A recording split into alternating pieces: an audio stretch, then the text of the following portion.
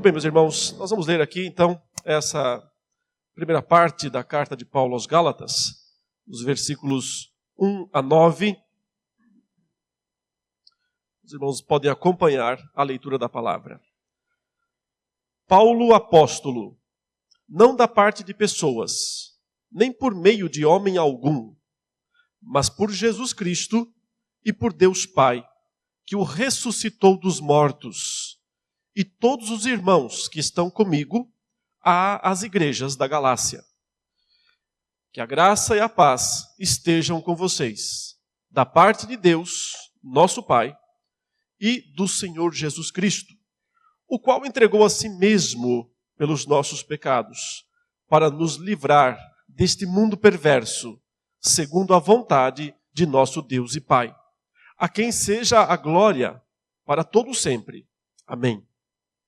Estou muito surpreso em ver que vocês estão passando tão depressa daquele que os chamou na graça de Cristo para outro evangelho, o qual, na verdade, não é outro. Porém, há alguns que estão perturbando vocês e querem perverter o evangelho de Cristo. Mas ainda que nós, ou mesmo um anjo vindo do céu, pregue a vocês um evangelho diferente daquele que temos pregado, que esse seja anátema. Como já dissemos, e agora repito, se alguém está pregando a vocês um evangelho diferente daquele que já receberam, que esse seja anátema. Vamos ler, vamos orar agora, suplicando a iluminação do Espírito de Deus para a compreensão do texto que está escrito. Senhor nosso Deus, nós te louvamos por essa oportunidade de estarmos reunidos nesta manhã em teu nome, com a tua palavra aberta, lida, nós ouvimos a tua voz através dela e nós queremos compreender ainda mais profundamente o que tu tens a nos dizer através da tua palavra. Nos abençoes nesta manhã com compreensão, que essa compreensão, sim, por um lado, ocupe nossas mentes, mas também alcance nossos corações, para que nós possamos ter uma compreensão integral da tua palavra, a qual não apenas nos dará entendimento, mas também transformação de vida e disposição para o teu serviço, para uma vida que glorifica o teu nome. Nós te pedimos isso no nome do Senhor Jesus. Amém. Meus irmãos, uma das tradições da Igreja Reformada é a exposição sequencial, a exposição contínua das Escrituras. Isso não quer dizer, obviamente, que não existe espaço, para pregações pontuais, para mensagens que cubram, digamos, passagens avulsas, que também é lícito. Mas de tempos em tempos é bom pegar uma carta ou um livro do Antigo Testamento, como nós temos feito continuamente aqui na nossa igreja, com também os demais pregadores, e ir até o final. Porque é uma maneira de nós acompanharmos tudo o que aquela determinada parte da Escritura tem a nos explicar, a nos ensinar.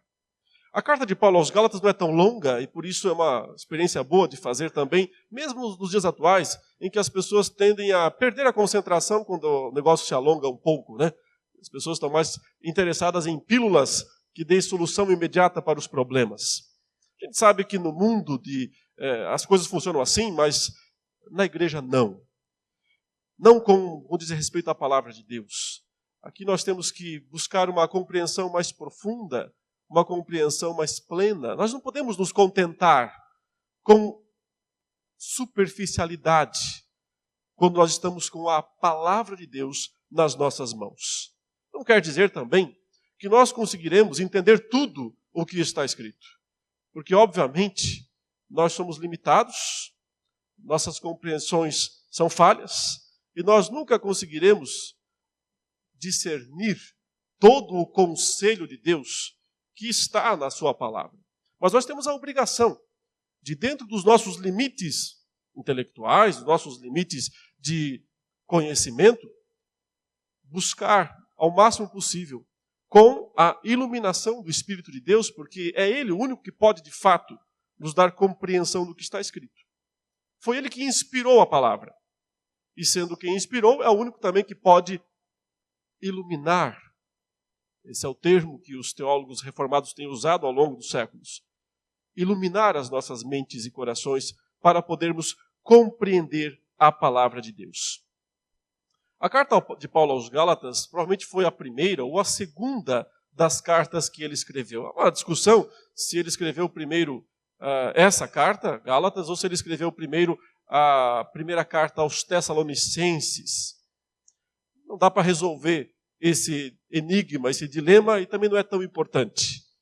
Mas importa saber que ela é uma das mais antigas e que, portanto, ela é o resultado direto de todo aquele primeiro grande esforço missionário que o apóstolo Paulo produziu, né? Ou melhor, que Deus produziu, como ele mesmo fala, através dele, para a plantação das primeiras igrejas fora do ambiente mais judaico.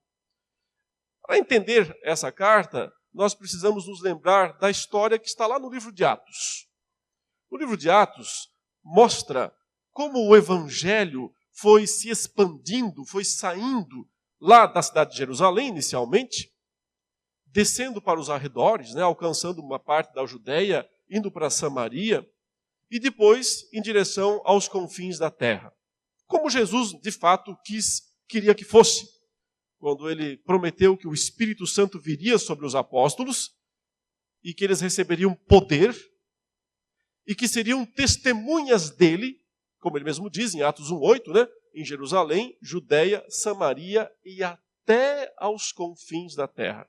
Então o plano de Cristo era esse mesmo, que o evangelho fosse até os confins da terra. Bom, você está sentado aqui nesta manhã, então significa que deu certo. Então significa que o propósito de Deus de fato se cumpriu. Porque, note, nós estamos há milhares de anos, temporalmente falando, separados desse evento. Nós estamos a milhares de quilômetros, geograficamente, separados do local desse evento. Sim, deu certo, funcionou. O propósito do Senhor de que o seu evangelho saísse lá da cidade de Jerusalém e se espalhasse, alcançasse os confins da terra, deu certo.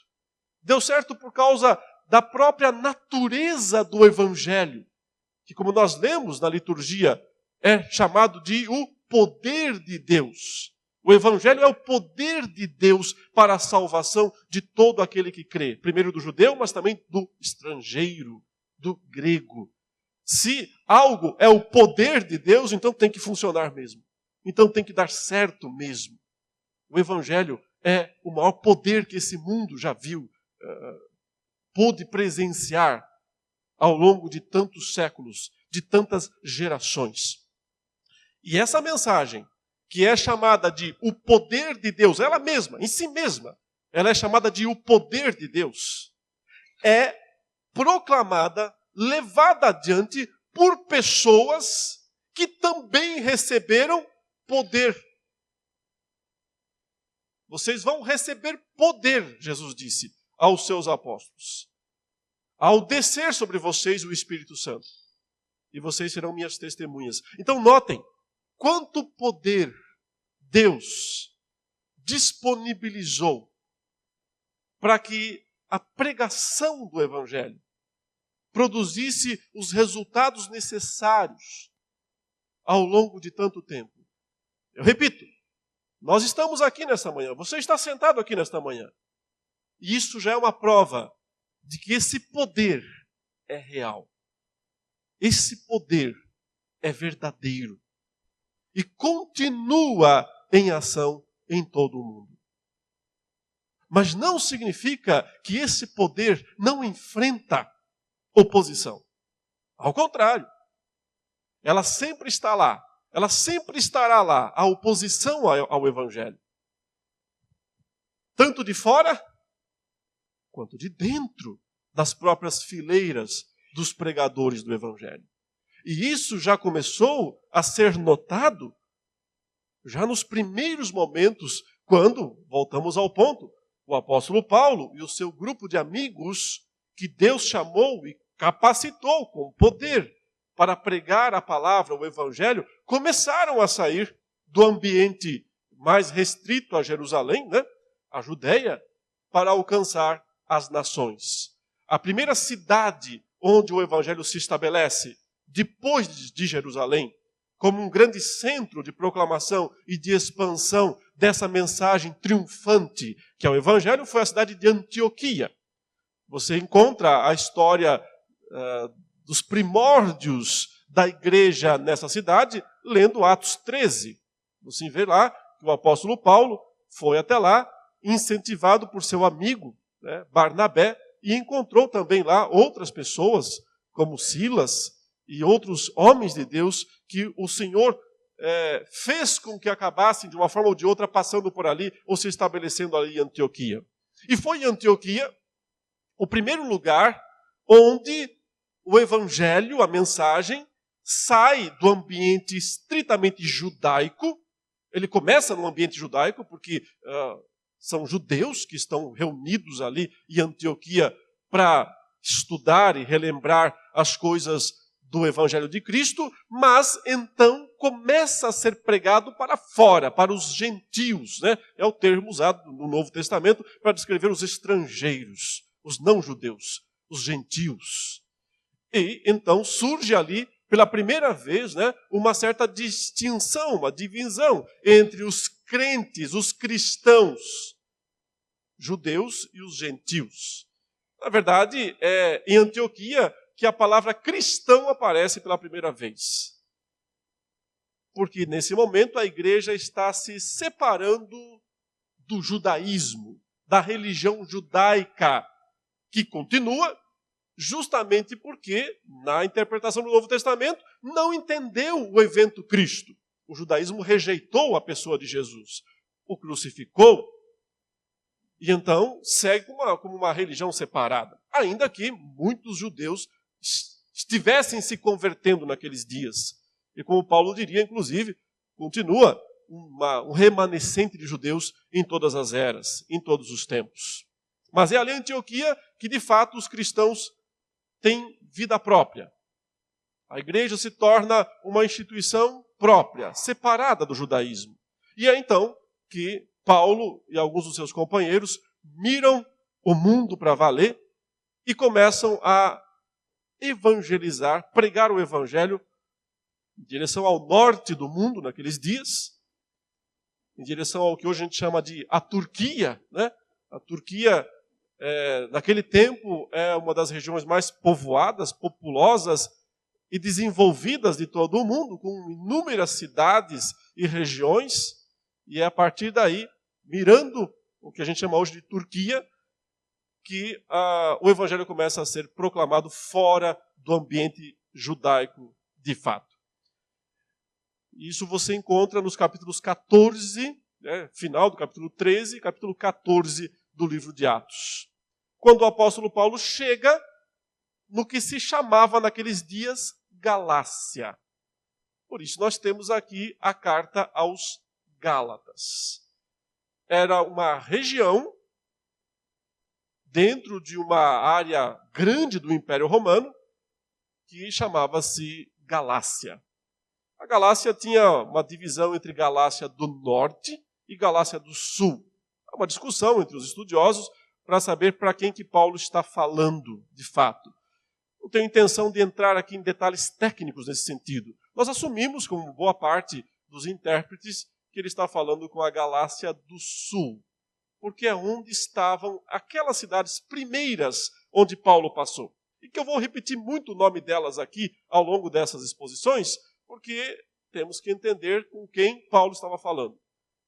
Ele passou pelas cidades de uma segunda Antioquia, né? Tinha duas cidades chamadas Antioquia naqueles dias. O quartel-general era Antioquia da Síria, mas ele vai para uma outra Antioquia chamada Antioquia da Pisídia, que já é Galácia, comecinho da Galácia, e principalmente as cidades de Icônio, Listra e Derbe. Essas três principalmente parecem ser o foco principal do apóstolo Paulo ao escrever a carta aos Gálatas. Mas por que ele escreveu essa carta? Que talvez seja a primeira das cartas que ele escreveu. porque um grave problema havia surgido lá entre aquelas igrejas, as primeiras que ele plantou. Vamos dizer assim, foi o resultado do seu trabalho missionário inicial. E ele foi muito bem sucedido, porque ele passou por essas cidades e plantou igrejas lá, com um custo alto. É preciso que nós lembremos que foi nessa primeira das suas 3 grandes viagens missionárias que ele plantou essas cidades, essas igrejas nessas cidades, e sofreu aquilo que seria a marca maior do seu sofrimento ao longo de toda a sua vida. Ele sofreu ali um apedrejamento. Se você ler a biografia do apóstolo Paulo, que ele escreve aos Coríntios, né, na sua 2ª carta, quando ele diz sobre tudo que ele passou em termos de sofrimento por Cristo, ele vai listar lá, por exemplo, que ele foi várias vezes, né, fustigado com varas.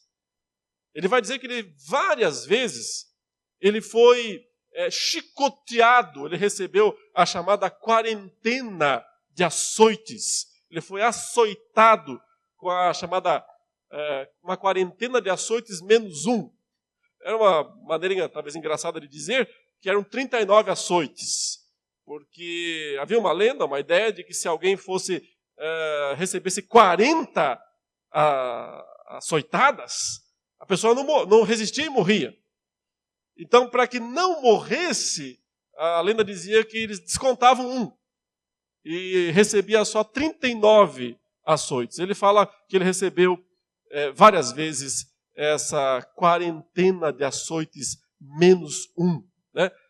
Várias vezes fustigado com varas, mas ele relata apenas uma vez, nessa mesma passagem, que ele foi apedrejado. Uma vez apedrejado.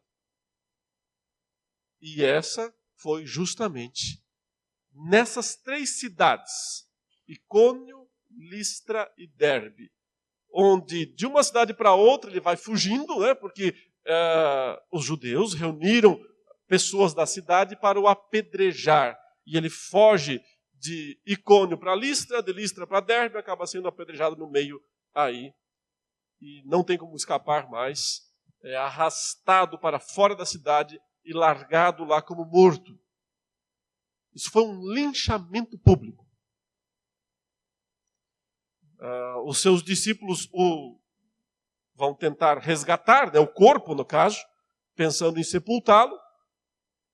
O rodeiam, o texto diz, e o apóstolo Paulo se levanta. Até hoje não sabemos, porque a Escritura não nos diz explicitamente se isso foi uma ressurreição ou uma cura, ou se ele não estava totalmente morto, mas Deus de alguma forma o restaurou, o curou, mas de qualquer forma algum milagre aconteceu ali para que ele pudesse continuar vivo, estar vivo depois de um linchamento público, de um apedrejamento. Ele se levanta, olha para os discípulos que o rodeiam e diz a eles: estão olhando o quê? Vamos voltar a pregar o evangelho dessas cidades. Se eu estivesse lá, eu diria: uma pedra deve ter acertado a sua cabeça. Vai voltar para a mesma cidade que foi apedrejado? E o apóstolo Paulo, sim, volta para a mesma cidade, ele volta para Derbe, se estabelece lá mais um tempo, prega o evangelho ali e anuncia uma pregação altamente experiencial. Ele diz a eles: estou aqui para mostrar para vocês que é através de muitas tribulações que nós entramos no reino dos céus. Através de muito sofrimento, tribulação. Eles podiam ver certamente alguma coisa no corpo dele.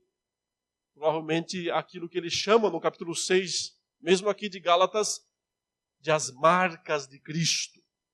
Quando ele diz aos seus leitores: não se assustem, porque eu trago as marcas de Cristo no meu corpo. Portanto, meus irmãos, para plantar aquelas igrejas, o custo foi muito alto. Um custo pessoal. Uma quase morte. Um sofrimento, muita dor. Mas o resultado foi extremamente positivo. Muitos convertidos. Várias igrejas, que ele chama de as igrejas da Galácia. Várias igrejas plantadas. Paulo volta para Antioquia satisfeito. Porque o penoso trabalho dele deu resultado. Mas então surge o problema. E que problema? Pessoas começam a atrapalhar tudo. Pessoas começam a tentar desvirtuar a pregação do apóstolo Paulo, a mensagem que ele proclamou naquelas cidades e que produziu aquele resultado tão esperançoso, tão benéfico. E a carta aos Gálatas só pode ser entendida se nós lembrarmos, tivermos isso em mente. Ele recebeu más notícias depois das boas. As boas notícias foram muita gente convertida, cada vez mais as igrejas crescendo, tudo muito bem, mas então chegaram as más notícias. Só que tem um pessoal aí causando problemas dentro das igrejas da Galácia. Notem que ele fala dessas pessoas justamente aí no versículo 6, 7 e 8, que eu não vou expor hoje, mas apenas gostaria que nós percebêssemos que ele menciona aí umas pessoas anônimas, ele não diz os nomes delas. Ele fala, há alguns aí, algumas pessoas que estão perturbando vocês. E elas querem perverter o evangelho de Cristo. E elas estão pregando um evangelho diferente daquele que nós estávamos pregando para vocês. E então ele faz essa declaração tão forte e diz, mas que sejam anátemas. Essa palavra anátema significa malditas. Que sejam malditos, amaldiçoados. Todos esses que pregam um evangelho diferente. E ele se inclui na história. Ele diz, se eu fizer isso, que eu seja maldito. Se um anjo fizer isso, que seja maldito. Portanto, irmãos, o assunto é sério, seríssimo. E é por isso que nós, quando lemos a carta aos Gálatas, nós percebemos que o apóstolo Paulo está, para usar uma expressão bem até chula, com os nervos à flor da pele. É por isso que ele usa expressões tão fortes, como essa aqui do texto. Eu estou espantado, eu estou admirado, eu estou surpreso, uma expressão muito forte na língua original, na língua grega, que vocês estão passando tão depressa do evangelho verdadeiro para esse aí que essas pessoas estão pregando. Ao longo da carta, ele usará palavras mais fortes ainda. Até mesmo aquela que até hoje é utilizada pelos seus críticos, por pessoas que criticam a linguagem do apóstolo Paulo, porque em certo momento ele fala, quem dera que esses pregadores aí, que estão pregando esse evangelho falso, esse evangelho misturado, quem dera que eles se mutilassem. E a expressão que ele utiliza, na verdade, é algo que pode ser interpretado como que eles se castrassem. Expressão muito forte, não é exatamente essa, mas pode ser interpretada dessa maneira. Então, as perguntas a serem feitas é, o que levou o apóstolo Paulo, o apóstolo dos gentios, a ser tão intenso nas suas declarações, nesta carta. E o que levou era justamente a defesa pelo evangelho verdadeiro. A sua preocupação em manter o evangelho autêntico, o evangelho verdadeiro. O seu entendimento do risco terrível que há quando pregadores, por intenções obscuras, colocam em risco a integridade da mensagem do evangelho. E é aí que nós percebemos o quanto esta carta é atual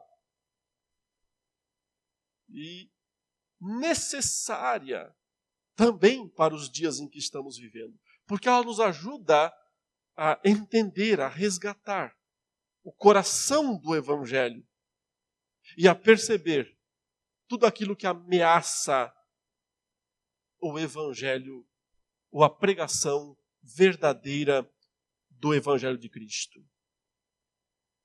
Mas quem eram esses perturbadores? Essa é a pergunta que nós temos que fazer para o texto. Ele diz, esses alguns que estão por aí e que querem perverter o evangelho de Cristo. Quem eram essas pessoas?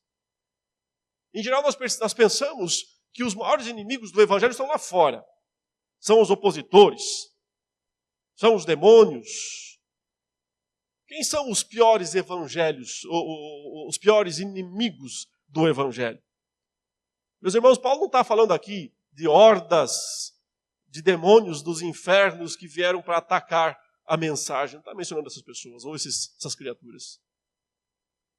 Paulo não tem em mente aqui os soldados romanos que talvez pudessem avançar com armas e escudos e suas legiões contra o evangelho. Não está pensando nessas pessoas, não. Ele não está pensando também nos intelectuais da época do mundo greco-romano, os grandes filósofos, as grandes escolas de filosofia, que talvez pudessem se organizar e vamos combater essa mensagem do evangelho com filosofias e raciocínios mais avançados. Não. Ele não está pensando em adversários de fora. Ele está pensando em adversários de dentro. Pregadores, na verdade. Pregadores do evangelho. Infelizmente, frequentemente, os maiores inimigos da igreja estão dentro da própria igreja. Ou infiltrados, evidentemente. Os maiores inimigos do evangelho são aqueles que se dizem pregadores do evangelho. E por que esses são os maiores inimigos do evangelho? Porque, como Paulo diz aqui, eles pregam um evangelho diferente. Um evangelho com acréscimos ou com subtrações. O que exatamente estes homens aqui que Paulo diz que estão querendo perverter o evangelho de Cristo pregavam? Outra vez, nós precisamos do livro de Atos para poder entender essa história. E para isso eu quero convidar você a abrir Atos 15. Vamos projetar também essa passagem em Atos capítulo 15, porque aqui nós temos o contexto bastante explícito da situação que se desenvolveu na igreja no primeiro século e que está sendo aqui combatida por Paulo na carta aos Gálatas. Então observem que o texto diz assim. O capítulo 14 termina com uma notícia muito positiva, né, de que o evangelho estava indo muito bem, obrigado. Só para marcarmos bem, o versículo 27 diz assim: quando chegaram a Antioquia, Paulo está voltando daquela grande viagem, reuniram a igreja e relataram tudo o que Deus havia feito com eles e como tinha aberto aos gentios a porta da fé. Ou seja, ele passou por as cidades da Galácia, pregou lá, voltou para Antioquia e o relato foi: maravilha, Deus abriu as portas para os gentios, para a fé. Tem muito crente agora entre os gentios. O verso 28 fala: e permaneceram muito tempo com os discípulos. Mas aí, a nota sombria, o capítulo 15, diz o seguinte: alguns indivíduos, parecido com a linguagem de Paulo lá, né, em Gálatas, ele não diz quem, alguns indivíduos, que foram da Judéia para Antioquia, ensinavam aos irmãos: se vocês não forem circuncidados segundo o costume de Moisés, não podem ser salvos. Portanto, qual é o ponto específico? O ponto específico é que alguns indivíduos, algumas pessoas que saíram da Judéia, portanto eles são judeus, já saberemos, né, seremos informados pelo texto que eles eram oriundos da seita dos fariseus, mas que tinham se convertido à fé cristã.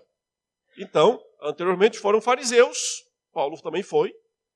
Eles, como Paulo, também se converteram à fé cristã.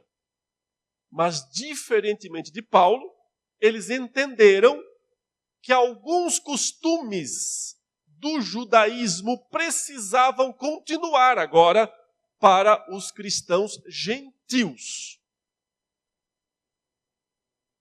Principalmente circuncisão. A circuncisão, como vocês sabem, era uma espécie de uma microcirurgia, né, que era cortar um pedaço do prepúcio, né, do órgão sexual masculino. Isso era feito com as criancinhas, já com 8 dias de idade. Mas quando alguém já adulto se convertia à fé veterotestamentária e depois também à fé judaica, essa cerimônia era feita mesmo com o adulto. Tinha uma ideia de aliança, de estabelecer aliança com Deus, e também uma ideia de purificação de impureza, seria mais ou menos isso. Essa cerimônia é a porta de entrada, ou seja, se alguém quiser ser um judeu, mesmo sendo um estrangeiro, mas se quiser ser um membro do judaísmo, a primeira coisa que tem que fazer é se circuncidar.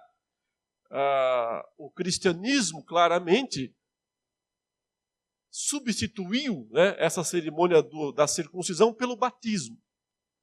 Razão também pela qual, no caso da fé reformada e presbiteriana, é administrado às crianças, como faremos hoje, inclusive, no culto.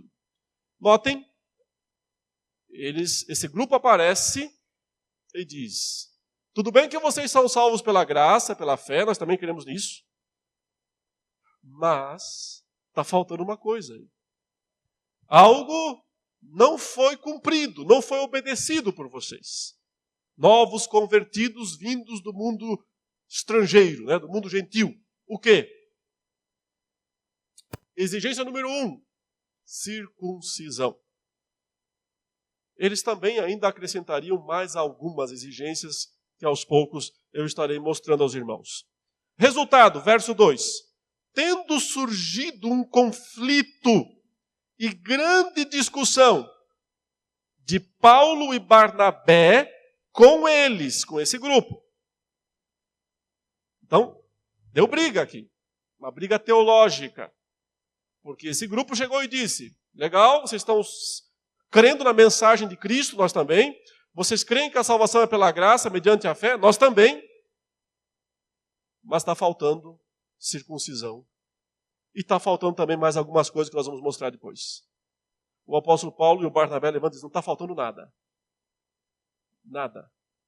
A salvação é pela graça, mediante a fé. Ponto. Não está faltando nada. Os dois grupos começam a discutir. E então, a única solução encontrada pela igreja lá em Antioquia é ir até Jerusalém e reunir os primeiros discípulos, os apóstolos, para poder chegar a uma solução. É isso que o verso 2 diz: tendo surgido um conflito e grande discussão de Paulo e Barnabé com eles, foi resolvido que esses dois, Paulo e Barnabé, e mais alguns, fossem a Jerusalém, aos apóstolos e presbíteros, para tratar dessa questão. Que questão? Se os novos convertidos gentios precisavam guardar ainda os costumes judaicos, sendo o principal deles a circuncisão. Verso 3. Encaminhados, pois, pela igreja, atravessaram as províncias da Fenícia e Samaria e, narrando a conversão dos gentios, causaram grande alegria a todos os irmãos. Quando chegaram a Jerusalém, foram bem recebidos pela igreja, pelos apóstolos e pelos presbíteros, a quem relataram tudo o que Deus havia feito com eles. Mas alguns membros do partido dos fariseus que haviam crido, notem essa expressão importante, que haviam crido. Eles não são mais fariseus simplesmente. Eles são fariseus que creram em Cristo, creram na mensagem do Evangelho, mas tinham uma posição teológica diferente. Se insurgiram, se levantaram contra a pregação de Paulo e Barnabé, dizendo: é necessário circuncidá-los e ordenar-lhes que observem a lei de Moisés. Portanto, o conflito inicial tem tudo a ver com a salvação pela graça, mediante a fé, sim. Mas o ponto principal não é se a salvação era pela graça ou pela fé, porque isso era um certo consenso entre todos eles, esses cristãos da igreja primitiva. A questão básica era o que, depois que você é salvo pela graça, mediante a fé, o que é que você ainda precisa observar ou não daqueles antigos costumes judaicos ou também da própria lei como um todo. Essa é a discussão, portanto. Gálatas não está... Na discussão central de Gálatas, não é se a salvação é pela graça ou não. A salvação é pela graça. O apóstolo Paulo entendeu que desde o Antigo Testamento ela sempre foi. Não tem nenhuma mudança aqui. Não é que um dia ela foi pela lei, no Antigo Testamento, e depois passou a ser pela graça. Essa discussão não está em foco, não existe aqui na carta. Paulo claramente mostra, salvação sempre foi pela graça, mediante a fé. Abraão foi salvo pela fé, não foi pelas obras. Mas a questão-chave é, o que além de fé nós temos que oferecer a Deus para que sejamos salvos? Então, esse grupo dizia, os costumes, pelo menos uma parte desses costumes judaicos. Notem, meus irmãos, que esse assunto não morreu na história da igreja. Até hoje, as pessoas têm dúvidas sobre isso. E você já foi bombardeado com questões como essa. Espera aí, você é cristão, mas come carne de porco? Espera aí, você é cristão, mas recebe transfusão de sangue? Você come sangue, portanto? Você é cristão, mas não guarda o sábado? Você é cristão, mas não observa essa ou aquele ritual? As pessoas continuam com essas dúvidas e com essas preocupações. E por isso a carta aos Gálatas é tão importante, tão necessária, para que nós entendamos de uma vez por todas que a salvação é pela graça, mediante a fé e nada mais. E que, contudo, sendo salvos pela graça, mediante a fé, não somos entregues a uma vida de pecado e dissolução. Ao contrário, recebemos o poder do Espírito de Deus para vivermos em santidade, a verdadeira santidade, que não tem a ver com legalismo, mas tem a ver com a mudança do coração, com a transformação do coração e de uma vida para a glória de Deus.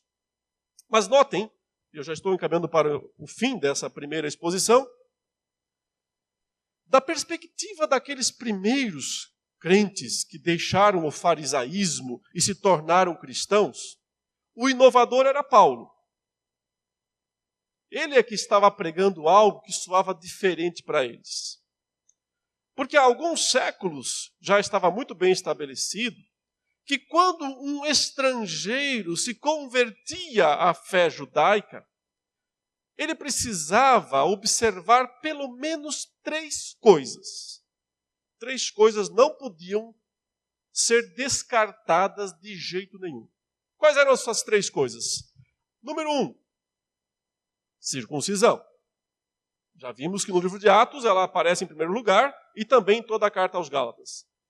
Era algo que os judeus não abriam mão e insistiam que quando um estrangeiro, quando um gentil se convertia à fé judaica, precisava se circuncidar.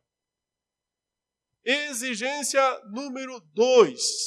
Qual era a segunda exigência que os judeus impunham sobre os estrangeiros quando eles se convertiam à fé judaica?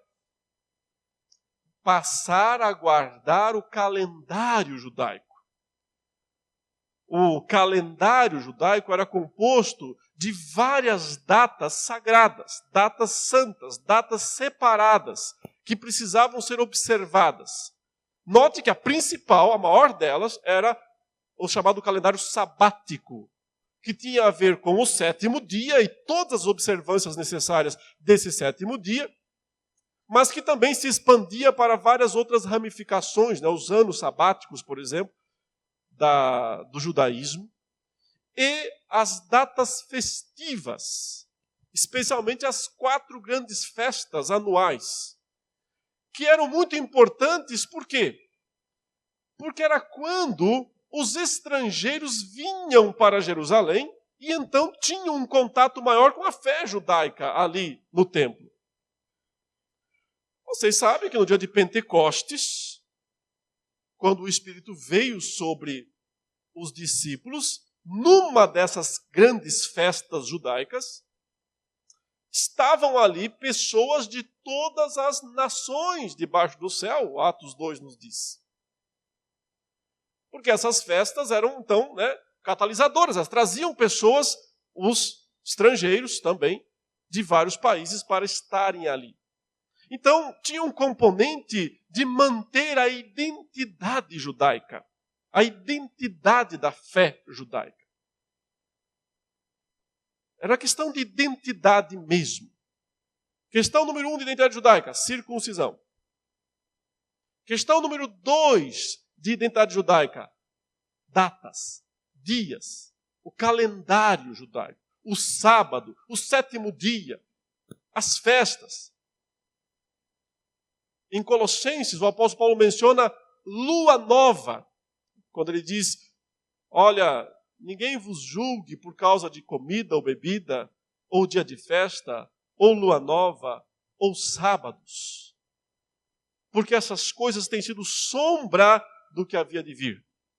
Paulo entende que circuncisão, dieta e calendário judaicos foram instrumentos de Deus no passado que prefiguravam Cristo. Mas quando Cristo veio, essas coisas não têm mais aplicação prática para a igreja. Portanto, perderam todo o sentido, todo o valor. Não devem continuar. Mas aquelas pessoas achavam que ainda precisavam continuar essas coisas. E viam Paulo como o inovador da história, quem estava pregando diferente. Já que sempre foi assim, toda vez que um estrangeiro, quando se convertia à fé judaica, ele tinha que ser circuncidado, ele tinha que guardar o calendário judaico e observar a dieta alimentar judaica, que aí sim eram todos aqueles alimentos proibidos pela lei veterotestamentária. Entre eles, a famosa carne de porco ou o sangue. De modo que quando Paulo diz, nenhuma dessas 3 coisas permanece para os convertidos oriundos do mundo gentil, estes homens rechaçam, repudiam. Você está louco, Paulo. Você está pregando algo que não se encaixa com a nossa tradição. E o enfrentam e causam toda essa discussão. Por sua vez, o apóstolo Paulo enfrenta a discussão e diz: vocês é que estão equivocados. Estão insistindo na continuação de algo que acabou. De algo que cumpriu um papel importante no passado. Mas que depois que Cristo veio e que consumou, que completou a sua obra, não pode mais permanecer. Então nós percebemos, meus queridos, que o assunto não tem meio termo. Não há meio termo nesse caso. Ou é isso, ou é aquilo. É isso que está sendo. Ou os judaizantes estão certos, ou Paulo e seus companheiros é que estão certos.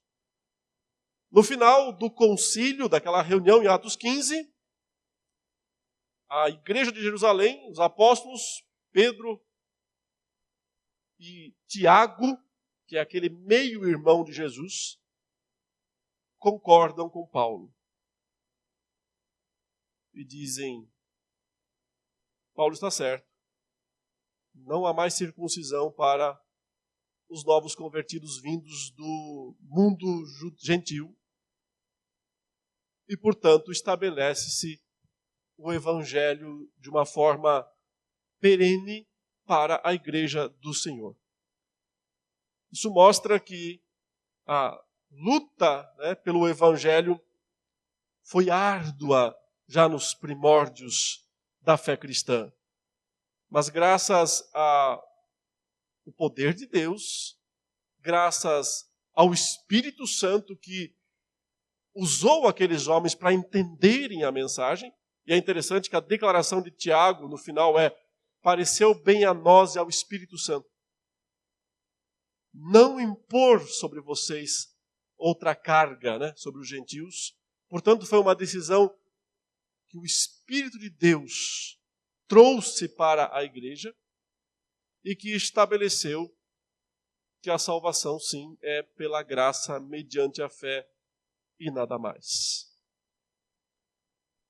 Mas ao que tudo indica, e aí volta-se a Gálatas outra vez, embora a decisão tenha sido tomada, na prática, muitas pessoas não se convenceram disso e continuaram insistindo na necessidade de guardar os costumes judaicos. E continuam até hoje. Porque até hoje, muitas pessoas ainda não se convenceram, apesar do texto bíblico tão claramente mostrar que os costumes não devem mais ser observados. E continuam insistindo na observância deles. E é por isso que nós temos que estudar Gálatas mais uma vez. E o faremos verso por verso, analisando todo o contexto, todas as expressões, até o final desta carta. Essa introdução deve ter sido a mais chata de todas, mas eu espero que os irmãos tenham suportado e nas próximas vezes, quando nós analisarmos o texto com detalhes, os irmãos se sintam mais empolgados em analisar o texto bíblico. Vamos orar ao Senhor nesse momento. Nós te louvamos, ó Deus, e te bendizemos pela rica oportunidade que nós temos de meditar na Tua palavra e de entendermos também que o Evangelho sempre tem adversários e que muitas vezes os piores estão ou são aqueles que se dizem pregadores, que anunciam o Evangelho, mas não o Evangelho puro, não o Evangelho limpo e claro do nosso Senhor Jesus Cristo. E por causa disso enganam tantas pessoas, colocam tantos fardos sobre as costas das pessoas, ou tiram delas a alegria, a verdadeira alegria pela salvação exclusivamente em Cristo Jesus. Dividem a salvação com esforços humanos, privam as pessoas de compreenderem mais plenamente a graça do Senhor Jesus. Privam as pessoas de compreenderem mais plenamente sua própria pecaminosidade, seus próprios pecados, e a solução deles dada na cruz do Calvário. E desse modo privam, sim, as pessoas do Evangelho que salva e que é o poder de Deus. Nós te pedimos, ó Deus, em nome de Jesus, que nós possamos experimentar a cada dia mais esse poder da salvação, que nos conforma a Cristo, que nos livra dos nossos próprios pecados, que nos conduz a uma vida de reverente adoração e serviço ao Teu nome, e a uma vida de comunhão e pregação da Tua palavra. Nos abençoe, ó Deus, neste domingo, dia do Senhor, para que experimentemos mais uma vez o poder do Evangelho. Em nome de Jesus. Amém.